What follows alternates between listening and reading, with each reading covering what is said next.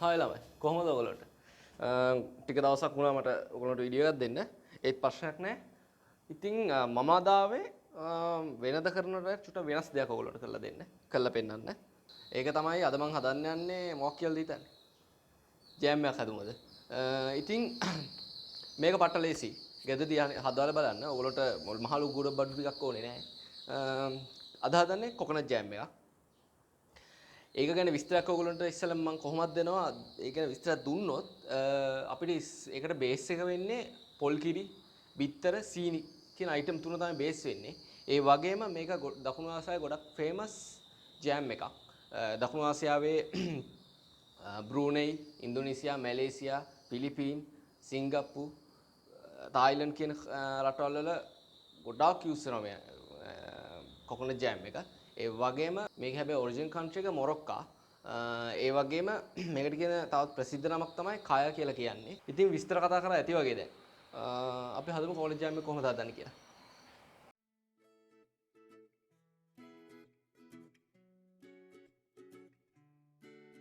ඉතින් ඔයගොල්ලෝ රෙසිපි එක බැලුවා දැන්. ගන්න මේ වගේ භාජනයක්. විදුරු බෝල් එකක් හරි කමන්නේ නැහැ. මොනවා හරි ප්‍රශ්නයක් නැහැ. මේ වගේ බෝල් එකක් ගන්න. චුට්ට ඉඩ තියෙන එකක් ගන්න. අරගෙන ඉවරලා අපි මේකට ඉස්සෙල්ලා බිත්තර ටික කඩාගෙන දාගන්නවා.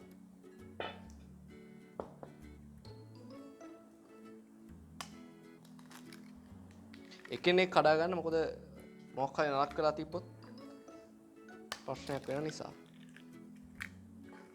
ඒ වගේ බිත්තර ටික කඩාගත්තට පස්සේ අපි චුට්ටක් මේක ස්ටයිල් කරගන්නවා. ස්ටයිල් වුණාට පස්සේ බිත්තර ටික කැඩුණාට පස්සේ අපි අර මනගත්තු සීන් ටික ඔක්කොම මේකට දාගෙන ඉන්සාරේ මික්ස් කරගන්න.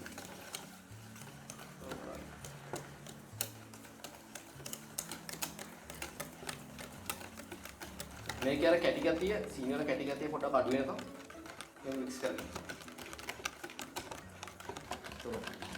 ඔන්න මම මික්ස් කරගත්තා හොඳට. මෙන්න මේ විදිහට තමයි උඩට මික්ස් කරාම එන්නේ. සීනි ගතිය චුට්ටක් අඩු වෙන්න ඕනේ. ඒ කියන්නේ දිය වෙන්න ඕනේ ඒක. ඊට පස්සේ අපි ඒකට පොල් කිරි ටික එකතු කරගන්නවා. හැබැයි පොල් කිරි තික් එක තියෙන්න ඕනේ ටිකක්. මොකද තික් අඩුවෙන් ගන්න පොල් කිරි ක්‍රීම් එක වගේ තියෙන්න ඕනේ පොල් කිරි එක. ඔයගොල්ලෝ වෙකලා ගන්නවා නම් පොල් ගෙඩිය වතුර පොඩ්ඩක් දාලා හොඳට මේකලා වතුර ක්‍රීම් එක වගේ ගන්න එක මේකේ. මෙන්න මේ විදිහට ඔයගොල්ලන්ට බලා ගන්න පුළුවන්. මේකේ ක්‍රීම් එක තියෙනවා. නැත්නම් ඔයගොල්ලන්ට ෆුඩ් සිටි වලින් ගන්නවා නම් ඔයගොල්ලන්ට වෙනම පොල් ක්‍රීම් එක ගන්න තියෙනවා. අපි මේ ටිකත් ඔක්කොම එකතු කරගන්නවා. ඔයගොල්ලෝ පේනවා.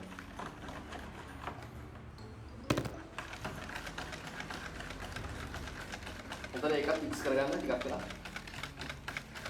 ඉතින් මේ විදිහට මික්ස් කරගත්තට පස්සේ ඔයගොල්ලන්ට පේනවා කලර් එක. ඔන්න ඔය විදිහට ගන්න ඕනේ. අන්තිම ඉන්ග්‍රීඩියන්ට් එක අපි දාන්න තියෙන්නේ රම්ප එක. රම්ප එක මෙන්න මෙහෙම ගැට ගහගෙන ඔයගොල්ලන්ට පේනවා මෙන්න මේ සද්දේ එනවා.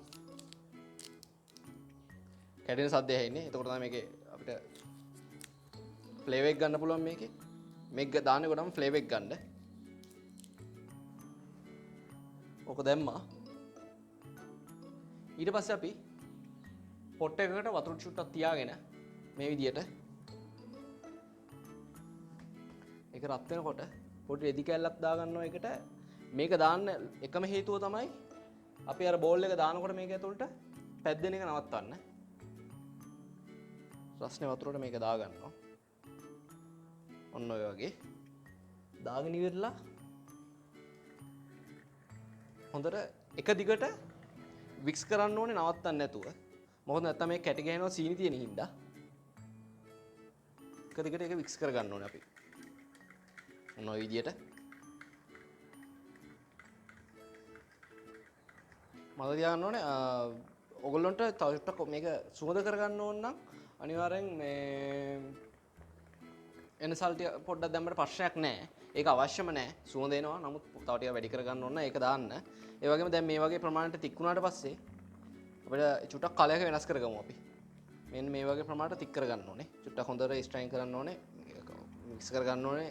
මේ නවත්තන්නේ නැතුව හිමිසරේ. නැත්තම් මේ කැටි ගැහෙන නිසා ඔයගොල්ලෝ කිව්වා වගේම මෙන්න මේ විදිහට තමයි එන්නේ. අපි ඒ ටික මේ වෙනකන් තාච්චියක් තියාගෙන මේක රත් කරගමු.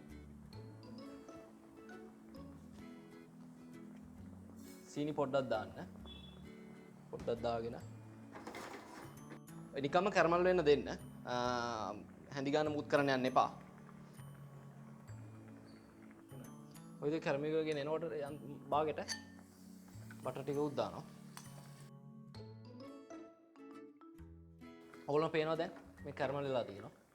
ඔන්න ඔය විදිහට ඊළම කැරමල් වුණාට පස්සේ අපි මේකට එකතු කරගන්නවා.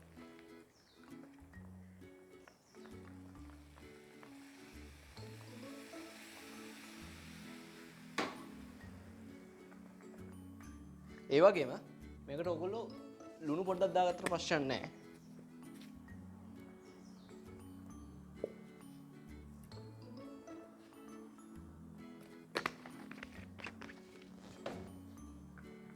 පේන ඔයගොල්ලෝට දැන් ඒකේ වෙනස. මේක එක දිගට මික්ස් කරගන්න ඕන අපි. ඉතින් ඔයගොල්ලෝ පේනවා දැන් පේනවනේ. නොයිටික් එකට ගන්න.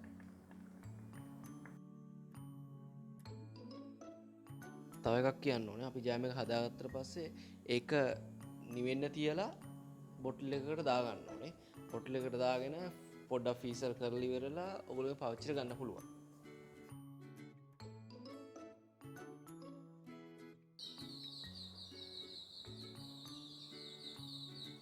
ඉතින් ඔය විදිහට තමයි කොකනට් ජෑම් එක හදන්නේ. ඔයගොල්ලෝ තේරුණා කියලා හිතන මොනවා ප්‍රශ්නයක් තියෙනවා නම් දන්න ඕනේ ඔයගොල්ලෝ කරන්න ඕනේ.